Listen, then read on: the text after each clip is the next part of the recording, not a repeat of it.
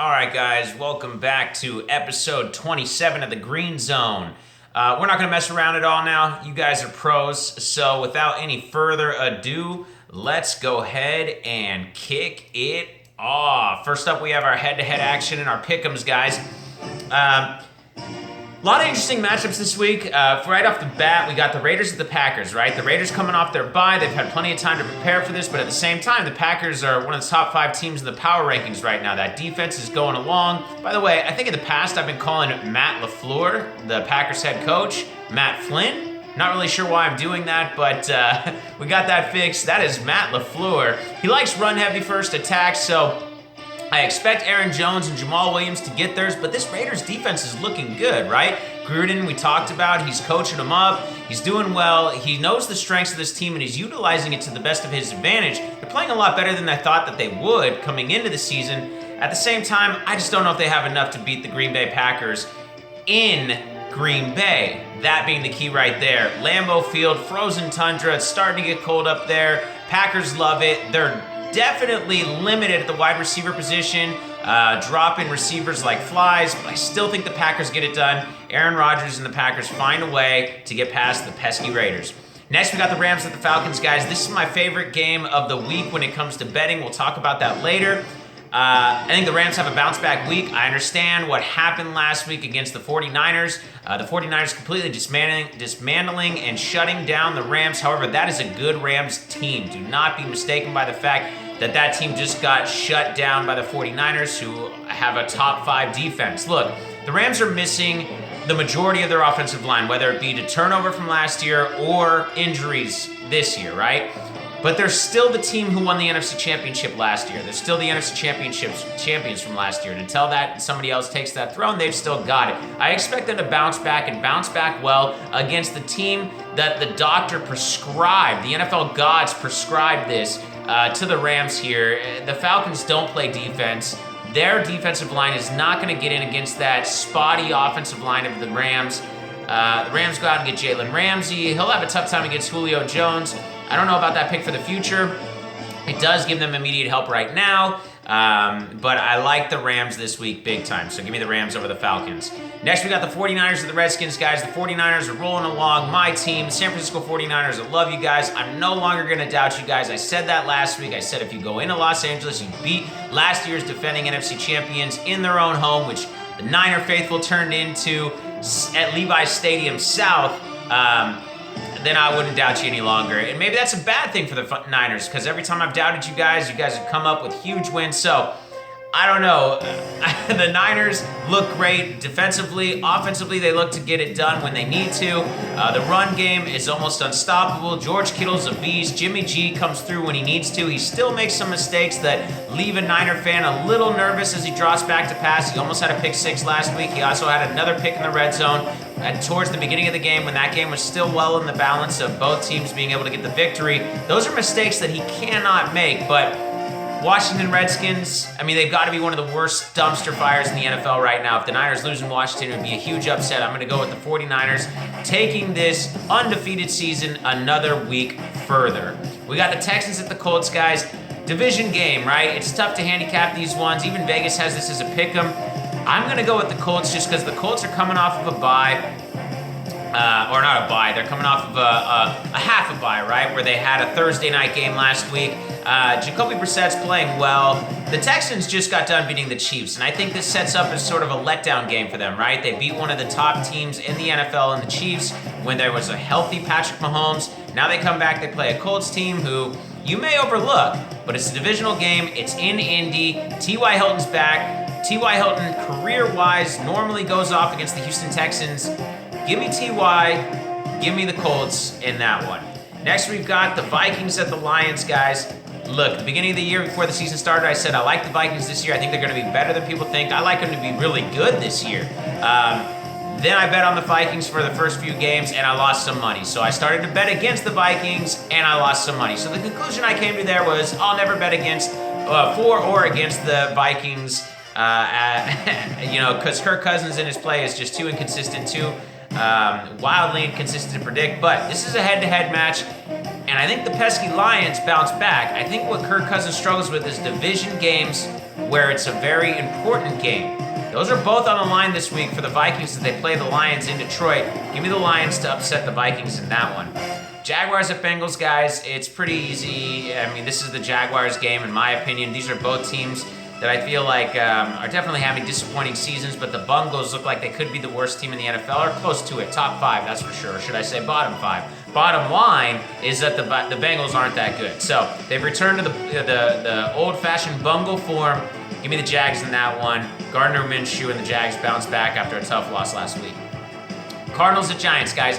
The Cardinals, to me, have steadily increased and improved each week, at least offensively. Defensively, they are absolutely atrocious. So they're going to have to go on the road and try to play in New York. Now, that would probably be a game that you could see the Arizona Cardinals upsetting the Giants, just like they did the Falcons last week. However, the Giants get back Saquon Barkley, the Giants get back Evan Ingram, and Daniel Jones is playing good football. Don't let that last week before their bye here fool you by losing to the Patriots. Give me the Giants holding it down at home against the Cardinals. Red Bull gives you wings, baby. All right, next we got the Dolphins at the Bills. Guys, this is a game where I think it's pretty easy. This is the biggest handicap of the week. Give me the Bills to beat Fitzmagic and the Dolphins. That's right, Fitzpatrick is back. He has found his way into another start. The guy will just not die. You might as well call him Jason Voorhees.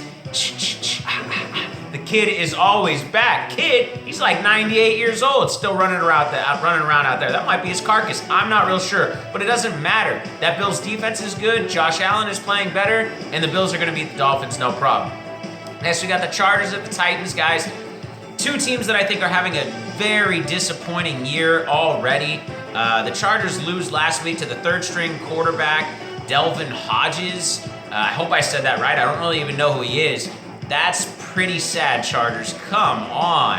And at the same time, the Titans just benched their quarterback, the guy who I've always said for a long time, you've heard it if you've been listening to me, that Mariota's not really a good starting quarterback in the NFL. Maybe a good backup or decent backup, but not a good elite quarterback in the NFL.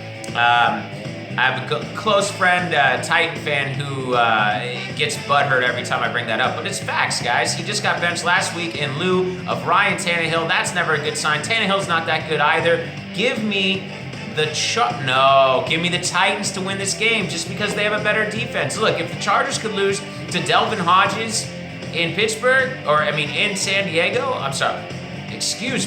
in LA, which I was told was turned into Heinz Field of Los Angeles, California, then the Titans and their defense can get it done. The Chargers may be one of the undercover worst teams in the NFL. All right, guys, then we've got the Seahawks, or Ravens at the Seahawks. Guys, I've gone back and forth on this game. I'm gonna go with the Seahawks. At the end of the day, the Ravens have a lot of injuries, and the Seahawks are a for real legit team. They only have one loss on the year. I understand the Ravens only have 2, but I like the Steelers a little bit better at home in this matchup. So give me the Seahawks to win what I think could be one of the best games of the week. All right, guys, we've got the Saints at the Bears. Look, Alvin Kamara's injured. Jacoby Brissett hasn't lost since he's taken over for Drew Brees, but he's no Drew Brees. Michael Thomas is the only weapon there that the Bears will have to worry about. This is a matchup between two great defenses. I think the Bears get it done. They're getting back Mitch Trubisky. They're a better team with him instead of Chase Daniels. But more importantly, that Bears defense may just prove to be too much for all the injuries on the Saints. What the Saints have done so far since the injuries have throttled this team has been very impressive. However, I think that ends here. Give me the Bears at home, standing strong with that defense, and a comeback from Trubisky for the W. All right, guys, loss of words there. So anyways, guys, we got the Eagles at the Cowboys. Hey, this is a game where Doug Peterson promised the Eagles would win and take over for first place in the division. Normally, I don't like trash talk. I believe cocky does get punished at times, but I like the Eagles to win this one. If Peterson's going to put it on the line, I think it makes a huge statement to his team. I think his team comes strong. The Cowboys have been struggling recently. I think they're better than their recent struggles. This is a division game that I think could go either way. I understand that it's in Dallas, but I like the Eagles. Look, if the NFL teams are stock, the Eagles are a team I'm buying stock in right now because you can buy it low, and I think they can only go up from here. They got a lot of players returning from injury. They've been decent thus far. I think they're poised and set up to have a good run here. So give me the Eagles winning and taking over first place in the NFC East. All right, guys, then we got the last game here. We got the Pats at the Jets. I mean, Sam Darnold comes back, and it's a darling of a Darnold return. I get it. It's awesome. The Jets won. That's going to set up for a letdown game for the Jets fans here as they go and have to play the Pats. At home, yes, but the Patriots will take care of business as they always do. Sam Darnold will not be able to beat Tom Brady and Belichick. Give me the Patriots extending their undefeated season as well in the AFC to remain the only undefeated team there. All right, guys. That is it for the head-to-head matchups and pick'ems. Hopefully you jotted it down. Last week, I think we went 6-7. So that is not very good. Let me just take note of that real quick. All right. Okay, guys, that brings us into fantasy. All right, last week I gave you 8 top 10 players. Just to go over the quarterbacks, I gave you the number 1, number 2, number 4, and number 5 quarterback last week. The only quarterback I was missing was Lamar Jackson, who was the number 3 quarterback. But I gave you 4 out of the top 5 in the quarterback position alone last week. I bounced back and gave you 4 other top 8 or top 10 players, excuse me. So, no matter what's happening in the betting and the head-to-head department, fantasy has stayed locked down all week. This is your daily fantasy one-stop shop, fellas and ladies. Get it done, come here, make that money, and get yourself in the green zone. I've been saying it all year. I don't know how many times I got to say it. Come on, baby. So, we got at quarterbacks, a lot of weird, interesting players, but I'll explain why. First, at quarterback, we got Jared Goff. All right, I know what you're thinking. Jared Goff just threw for 78 passing yards total against the San Francisco 49ers last week, and you're telling me that I'm supposed to pick him up in daily fantasy or start him in my standard fantasy? Yes, that is exactly what I'm telling you, and I'm telling you that because Jared Goff has a plus matchup versus the Atlanta Falcons. If there is a team out there that would be perfectly prescribed to them by the NFL doctors or gods and just said, hey, Rams, what do you need? A team that doesn't play defense? A team that gives you quarterback all day? A team that almost feels like they're playing 7-on-7 because they don't have a defensive line? Is that what you need? We'll give you that. That's the Atlanta Falcons. They're right here. Yeah, the Atlanta Falcons are absolutely terrible at defense, guys, and I like Jared Goff and that Rams team bouncing back. Don't ever underestimate a team that went last year and won the NFC Championship. That's no small feat. I don't think this team has a Super Bowl hangover. I think they're just fighting injuries and the turnover issue at the offensive line. I don't think they're as good as the Seahawks or the 49ers, and I think they fall short of the playoffs this year. However, they're still a good team. They're still the Los Angeles Rams. So give me Jared Goff getting his against that Falcons whistleless defense. All right, next, guys, we got the Russell Wilson-led Seahawks. Give me Russell Wilson. The guy has been playing an MVP candidate-type season thus far. Last week, he had several highlights where he was just staring down the barrel of the gun. What that means is there are defensive linemen running unblocked at him, and he's still completing dimes down the field. Don't believe me? Go watch the highlights. I really don't care. The man has been a genius this year. He's getting it done with his feet and his movement within the pocket, and then the breakdown of the defense and the deep throws. That's the way Russell Wilson does it. He's at home. The Ravens play good rush defense, but they do not play good pass defense. We need our NFL Films music. What is going on here? So give me Russell Wilson and Jared Goff to start off for quarterbacks. And then finally, I'll give you 2 more.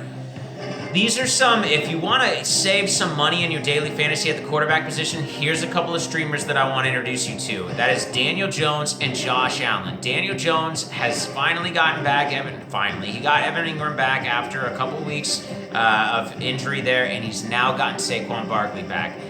Daniel Jones, with the addition of Saquon Barkley against the Arizona Cardinals, who are, yes, they're getting Patrick Peterson back on defense, but they're still not good. It sets up nicely for the New York Giants to put up a good amount of points here, and Daniel Jones being the leader of that offense, I like him. The other streamer that if you don't want to spend a lot of money at the QB position this week, because there are really good tight end and wide receiver, and especially running back matchups this week, then go ahead and give yourself that streamer. That's Josh Allen. Josh Allen is going against the Miami Dolphins. The Miami Dolphins are missing both their starting defensive backs that weren't good to begin with. So the incoming defensive backs are guys off the street, guys that may be, I don't know, a little bit slower than myself. So give me Josh Allen and the Buffalo Bills putting up a good amount of points against that Miami Dolphin defense, and Josh Allen running and throwing for him. All right, guys, running back. Saquon Barkley. He's a must plug and play. He's back from injury. He's going against the Arizona Cardinals. It's a great matchup. He's rested, if you want to count an injury rehab as resting. I like Saquon there. We might all have forgotten how explosive and dominant that guy is. Dalvin Cook. Dalvin Cook is going against the Detroit Lions. The Detroit Lions just gave over 100 yards rushing to Jamal Williams and Aaron Jones last week. Dalvin Cook's a better back than both those players. Give me Dalvin Cook to continue the defensive run stop issues for the Detroit Lions. And then finally, guys, Derrick Henry. Derrick Henry's going against the Los Angeles Chargers. If you saw any part of the Chargers-Steelers matchup last week, you saw James Conner getting chunk play after chunk play.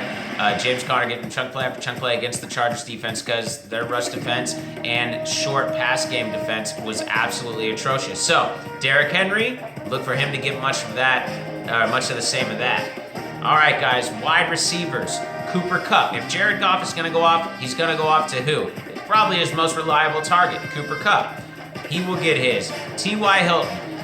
T.Y. Guys, the way that it works, every time T.Y. Hilton is matched up against the Texans, he's gone off. I expect that to continue in this divisional matchup. T.Y. gets hit, sort of like how Larry Fitz used to go off against the San Francisco 49ers all the time, and probably still will at age 85. T.Y. does the same thing. All right, guys, and then finally for wide receiver, I got Michael Thomas. Now, I do expect the Bears-Saints game to be very low scoring, but I expect Michael Thomas to get his. He is the only legit offensive threat on that Saints team. Kamara out. Drew Brees obviously has been out. So if you can take anybody at fantasy and get value out of him in that matchup, it's Michael Thomas. He can't be guarded. All right, guys, and actually we have defenses after this, so hang in there. We got tight ends. George Kittle. The 49ers are missing both their starting tackles. On top of that, they've got issues at another. I think they lost even a backup tackle. So here's the deal. The Niners are negating the offensive line issues by utilizing short passing plays, screen plays, a lot of run plays, and quick plays to get the ball in the hands of their playmakers, such as George Kittle, who is their best playmaker. So I expect George Kittle to go off. Even with Washington focusing on George Kittle, knowing that he's their best offensive player, I still like Kittle getting his. They just don't have any linebackers that can guard Kittle. So they might bracket coverage him with a safety and a linebacker, but I don't think it'll matter. I think Kittle still gets his against that Washington Redskins defense. Give me Hunter Henry. Yes, that's right. Hunter Henry returned to action after being seemingly injured every other day for the Chargers, and I think he had 9 grabs for over 100 yards. He looked great. He's healthy again. The Chargers are running out of options. They've got to utilize every skill player and position they can. Hunter Henry gets his this week against the Titans. And then finally, guys, Evan Ingram.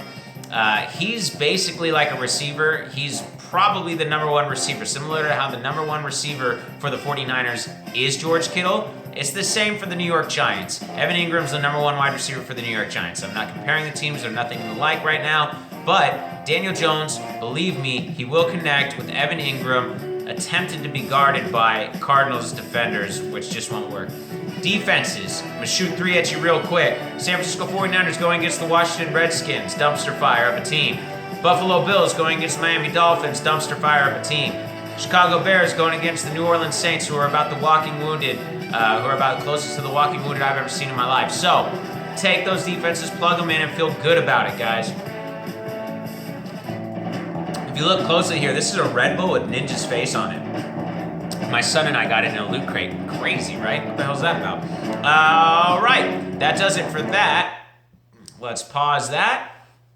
Now we're going to get to our betting segment, guys. I made this short and sweet. I want you guys to be able to get out and enjoy your weekend. What the f*** you doing watching me? Come on now. Anyways, we're going to get into the betting segment right now. Last week we went 4-6.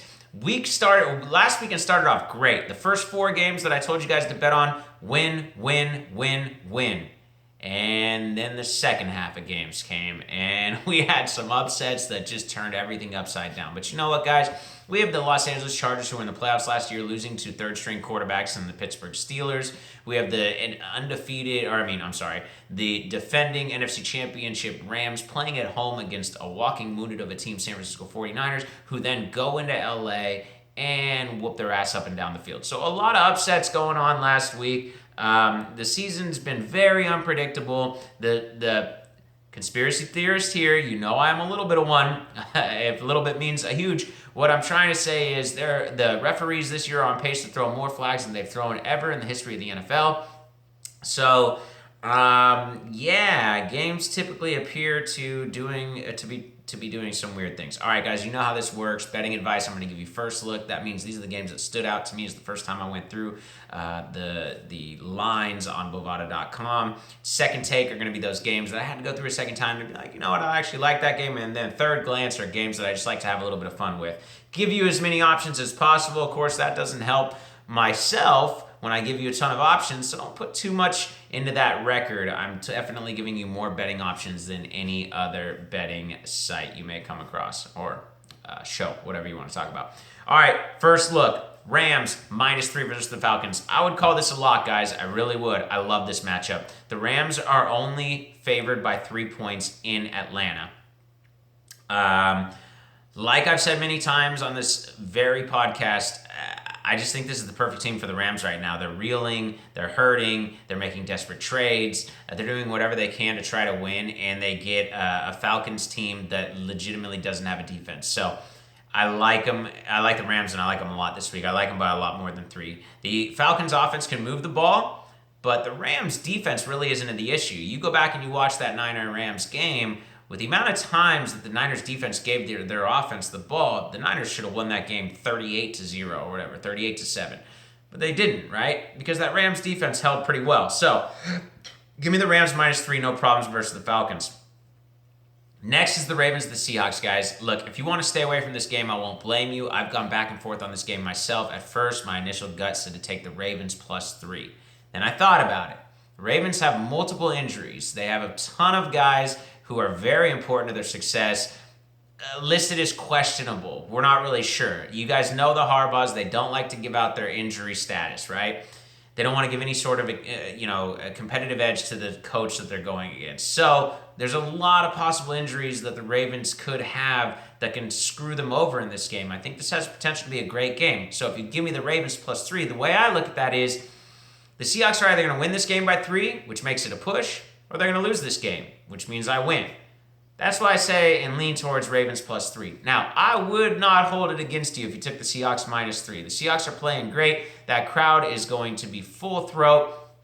The Seahawks have to stay on pace with the San Francisco 49ers, who are playing Washington, which seems to be an automatic W according to every expert in the NFL. There's a lot of reasons for the Seahawks to win this game. The Ravens they stop the run better than they stop the pass. The Seahawks can throw. However, the Seahawks stop the pass better than they stop the run, and Lamar Jackson is on fire right now, and he's running circles around defenses right now. So I wouldn't hold it against you if you took the Seahawks. I personally am taking the Ravens. If you stay away from it altogether, that's probably a good choice. Next to the Eagles, +2.5, guys. I already told you in the straight-up head-to-heads, I like the Eagles to just win this game outright. So if you're going to give me some points on top of that, I'm always going to jump at the opportunity. Wouldn't be surprised if the Cowboys won that game, though. Should be close no matter what, though. You're starting to pick up on a trend here. Second take, guys. This means I've gone through and now I'm looking at it again. I like the under in the Saints-Bears game. Now, don't get me wrong. The under is very, very low. It's 38, all right? 38.5 is when I got my bet in. It's now moved down to 37. That means the money is going towards the under. So either get your money in now or wait for that under to go down further and bet on it. However, the last 5 games the Saints have played in, the under is cashed in. The last 5 games the Bears have played in, the under is cashed in. This sets up for a huge defensive struggle of a game, guys. This is probably my second favorite bet of the week, even though it's under my second take. I like that Rams bet, and I really like the under in this Bears-Saints game. Lions +2 against the Vikings. Yes, I just got done saying I would never bet for or against the Vikings. Kirk Cousins' play is too wildly unpredictable to try to handicap and pick for or against. And now I'm telling you to take the Lions plus 2.5. Look, the Lions are a team that before the season started, I said are going to give some teams some close games. Maybe not win, but they'll give you a good struggle. And they just went against the Packers, who a lot of experts have in the top 5 of their power rankings right now, and they lost by 1 point. I think the Packers are probably better than the Vikings. So by that knowledge, if you're giving me the Lions plus 2, I'll take it. Now look at that number closely, guys. If the Lions continue to get points and the money goes towards the Vikings after the great week they just had last week, definitely take the Lions. If that gets lower than 2, don't take the Lions. That's too risky. 2 is the lowest amount of points that I would even, imagine taking for the Lions against the Vikings there. As Cousins is playing well and Stephon Diggs and Thielen are getting fed and fed often, Dalvin Cook is a beast. And that defense for the Vikings is good as well. So everything seems to be coming together well in Minnesota. That's usually when things fall apart for Kirk Cousins. This is an important game. I told you before, Cousins struggles with division matchups. Give me the Lions. Give me Stafford, Golladay, and Kerryon Johnson beating the Vikings. All right, guys, we got the Giants minus 3. I think the Giants could just straight up win this game. I think Saquon Barkley is going to be huge against that Arizona Cardinals defense. They do not know how to stop the run there in Arizona. The Cardinals defense and the Falcons defense are both probably the 2 worst defenses in the NFL. That's why last week I liked that game as the highest scoring game of the week. That's how it turned out. It scored over 60 or 70-something points combined. It's ridiculous. They have offenses that can move the ball, and the Cardinals will move the ball against the Giants. But they have defenses that can't stop anybody. They couldn't stop a runny nose. So they're not going to stop Saquon Barkley, Daniel Jones, and Evan Ingram. I think they're going to get theirs. And I think the Giants, minus 3, is just enough for me to feel comfortable. All right, third glance, guys. This is where we like to have a little bit of fun. Oh, my God, I'm missing the music again. Isn't it just so quiet with just my voice going on? This was supposed to be playing the whole time. Goodness gracious. All right, guys, next we got third glance. I like the Pats minus 10.5. Now, if this moves down to 10, I really like the Pats. Now, I'll tell you why the half difference makes a big deal. Belichick will run the score up against the Jets. Belichick has no problem beating the Jets. But I like Belichick and the Pats to beat the Jets by 10 a little bit more than I do 10.5. Because I think if the Pats are up by 10, maybe they slow things down a little bit. Belichick will run it up, so maybe it doesn't mean anything. But the half point scares me just a little bit. But give me the Pats minus 10.5. Colts to beat the Texans in a straight up. Like I said before, guys, Vegas hasn't felt comfortable handicapping this game. They have it as a pick 'em. I think the Colts can upset the Texans in this one. Give me the Colts. I say upset because I think the Texans are the better team. I think the Colts will win this matchup. Bears minus 4. That's right. The Bears beating the Saints by more than 4. I think this is going to be a battle of field goal kickers. I'd feel better if that number was 3, but I just don't think the Saints have enough to get it done in Chicago versus that defense. There was a little bit of talk going on by my fantasy expert, that I had on here during week 1, that Bears defense might be overrated. They are not overrated. They are absolutely amazing. And I think they shut down everything the Saints have to offer, except for maybe a little Michael Thomas this weekend, but I don't think it's enough. Give me the Bears minus 4. Then lastly, guys, I just threw this one on here for a little bit of fun for you guys. The Jags minus 4, maybe another option for you. They may lose this game, but they're set up to play. Who are they going against? Oh my gosh, I'm blanking out here. Yeah, they got the Bengals, and the Bengals are really, really bad. I think Gardner Minshew and the Jaguars bounce back. I think Leonard Fournette gets his, and I think the Jags probably win this game by more than 4. There's a chance that they don't. We'll see. All right, guys, that is it for our betting advice and everything else, fantasy and head-to-head pick'ems. I'm now going to go into last week, week 6, the review of last week 6 action. So let's turn this down. There's a little bit to go over here. Last week was kind of crazy. First off, if you haven't heard, the Rams have traded 2 number 1s. I think they're out for the next 3 years of number 1 picks. They acquired Jalen Ramsey. They cleared Mark Peters to the Baltimore Ravens. So a lot of moves there. Kind of, to me, it reeks of desperation. At the same time, they did acquire a number 1 draft pick type player. So you could take one of those number 1 draft picks and kind of put it to the side and say, well, that's what that guy is. But then you start taking a second and a third, You really, as a Rams fan, have to start worrying about your future at that point. Now, this could be a great trade. We won't know for a few years. This could also set the Rams franchise back like 5 years. So it's a risky trade. It kind of, right after the loss to the Niners, it could at first reek of desperation. At the same time, the Niners did not beat the Rams by passing the ball all over the place. They beat them by running the ball and shutting them down defensively. At the same time, there's really no great wide receivers in the NFC West. You acquire somebody like Jalen Ramsey, maybe in the AFC South, or something where you're going to be facing, legit number one wideouts left and right. That makes a little bit more sense, but you give me the top wide receiver in the NFC West. It's probably Cooper Kupp, and he's on the Rams. Other than that, I mean, Larry Fitzgerald, he's obviously a Hall of Famer, but he's getting up there in age. The Niners' best wide receiver is George Kittle. You don't put a DB on a tight end. Then you've got guys like Tyler Lockett for the Seahawks. It's just, if you're not familiar with the NFC West, guys, it's just there's not a lot of Julio Joneses out here balling in the NFC West. So it's a little strange. At the same time, Ramsey can change your entire franchise. So we'll have to see how that plays out.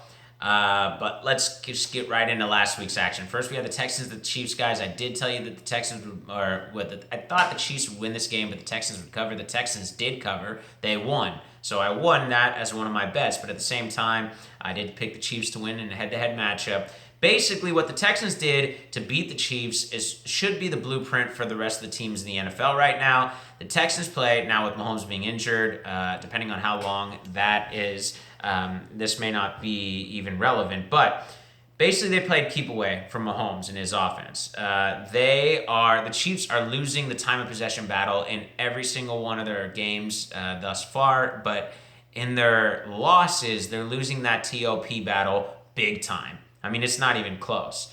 The Texans' offensive line has been great. I think last week or a couple weeks ago, I was saying if the offensive line for the Texans can keep Deshaun Watson off of his back and give him time, that offense will go and they will be productive. And that is what has happened, guys.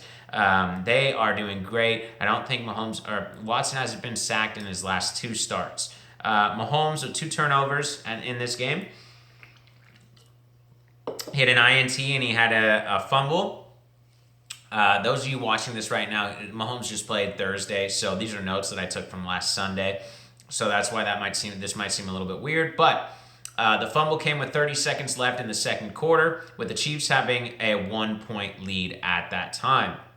After the fumble, the Texans then took over and took the lead. Look, that's a mistake that comes from a guy who can throw the ball 60 yards on sidearm and score a touchdown in like 3 seconds. An offense that's used to just scoring touchdowns at ridiculous times that other teams would just kneel on the ball and wait for halftime and go in with a 1-point lead. That's how that happens. Sometimes as a Chief player, it's probably hard to take a step back and realize, hey, look, 30 seconds left until the half. We're up by a point. Let's just kneel. Let's just go in and let's just take the lead with us. They didn't.